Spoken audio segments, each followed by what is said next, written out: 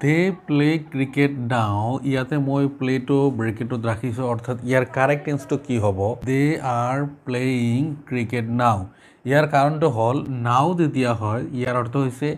নাও মানে এতিয়া মানে অৰ্থাৎ কামটো চলি থকা বুজাইছে সেইকাৰণে কি হৈছে প্ৰেজেণ্ট কণ্টিনিউৱাছ টেন্স হৈছে প্ৰেজেণ্ট কণ্টিনিউৱাছৰ গঠন হৈছে ছাবজেক্টৰ পিছত এম ইজ আৰু আৰ আহিছে যিহেতু দে হয় আৰু মেইন ভাৰ্ব যিটো প্লে আছে তাৰ লগত কি হৈছে আই এন জি হৈছে কিন্তু একেটাই শব্দ যেতিয়া নাও থাকিব সি ভাৰ্বটোৰ ক্ষেত্ৰত তেতিয়া কিন্তু আমি এইটো প্ৰেজেণ্ট কণ্টিনিউৱাছ টেন্সত ব্যৱহাৰ কৰিব নোৱাৰোঁ কাৰণ এই নাও যেতিয়া থাকিব প্ৰেজেণ্ট কণ্টিনিউৱাছ টেন্স হয় কিন্তু সি ভাৰ্বৰ লগত